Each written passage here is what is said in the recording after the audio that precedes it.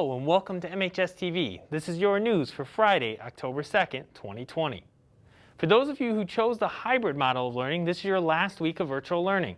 Coming this Monday, the hybrid starts. Many middle and high school students will follow a hybrid schedule with A through L last names coming in person on Monday next week, while everyone else will sign in virtually.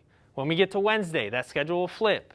Here's a few pointers. It's mostly the same schedule as virtual. There is going to be a difference in lunch, and you may be able to leave early, but make sure you check in with your advisory teacher. And don't forget, every Wednesday, all people should be attending advisory until 3:10. Next, we're going to look at freshman and new student walkthrough that happened this last week. Students were divided into two groups, again A through L and M through Z, and instructed to come to the high school at their allotted time they signed up for. Masks were required, and there was a two-person guest limit in order to try to minimize the amount of people in the building. Thanks for coming out and checking out the school. After the cancellation of Shrek last year due to COVID-19, drama is back in a big way. Last Tuesday, the Drama Club held auditions for Leaving Iowa, with callbacks on Thursday. Until further notice, the show is set up to air on November 20th and 22nd. We hope to have limited numbers of people in the auditorium to see the show and support the Cavemen. We've got a lot of new things. If you have any questions, email Mrs. Such or Mr. Brown.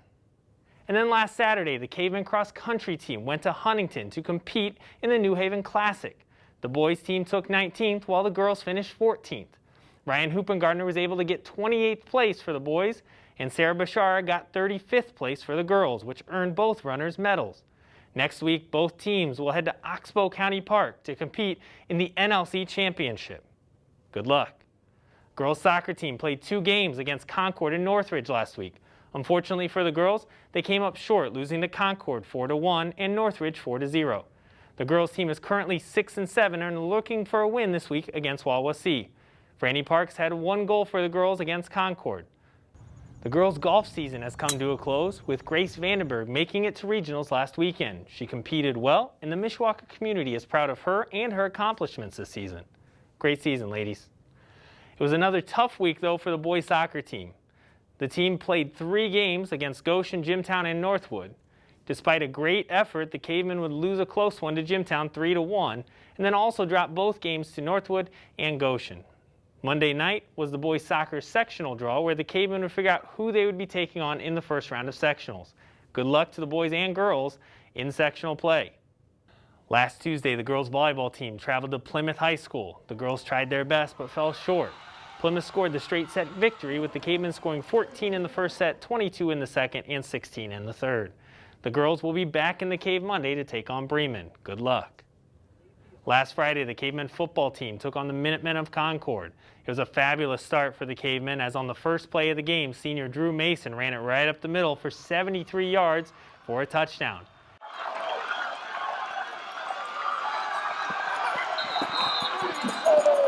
On the very next play of the game, Connor Addison would force a Minutemen fumble, handing it back to the Cavemen offense.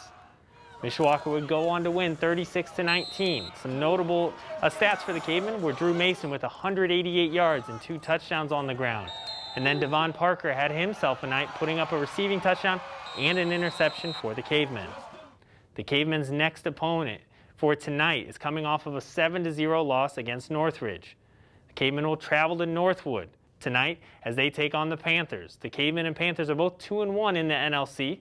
If you can't catch the game or make it because of travel, tonight it will be on 96.1. Hope you can be there. If not, listen and then go Cavemen. The transpo system is something many Mishawaka students utilize, so it's important to share information on the coming changes. First and foremost, transpo is now free for all Mishawaka High School students and John Young students when they provide their school ID. This will save students about $30 a month. Even if you don't have your ID yet, you can still identify yourself as a student of Mishawaka or John Young until you get that ID card. But remember, just like in school buildings, masks are required on the buses. As some of you may know, students 18 and under get their free breakfast and lunch this year. Free meals will be served up Monday through Friday, and it will save families up to $70 each month, as it will help families through this difficult time. This applies to all students under 18 at all 9 SCM schools.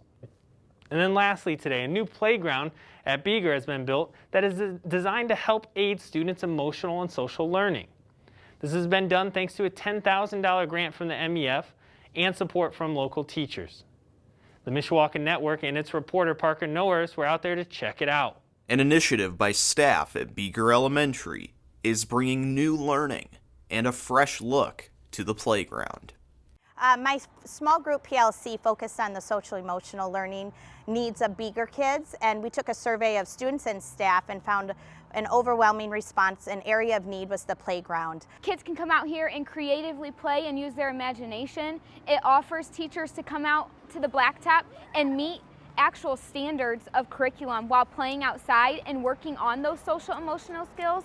We wanted to give them something to do, something physical for them to do rather than just run on the playground.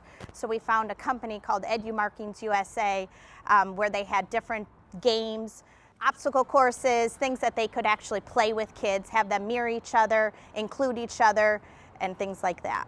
Due to the COVID-19 pandemic, students have to stay in certain areas of the outdoor space during recess. Our playground is broken up into 3 different areas for each of the 3 classes that are out at the same time. One being here on the playground, one using the blacktop, which used to just be blacktop, not much to do, and one out on the field. So now that we have to stay in these designated zones, it's perfect timing that there are more things for them to do on that blacktop. And students are already having fun and learning from the new markings. As a kindergarten teacher, I have seen my students play on the new markings, and it's really cool to see them interact with one another in a positive way. They're taking turns, they're saying, hey, do you want to come over here and mirror with me, or do you want to run on the track with me? They were so excited, and then to see them actually out there on the obstacle courses, asking a friend to come play with them in the Mirror Me game, doing the number chart and the alphabet line, they had so much fun. The markings have gotten the most important stamp of approval. I really like them because now we have more to do on the blacktop. That's great. Do you like all the colors that are there? Yeah, and I didn't know the people here were such artists. Parker Norris, Mishawaka Network. That's all your news for this week. Hopefully, this coming Monday, we'll see you back here at school. And please remember, wear your mask and stay safe. Have a great weekend, Cavemen.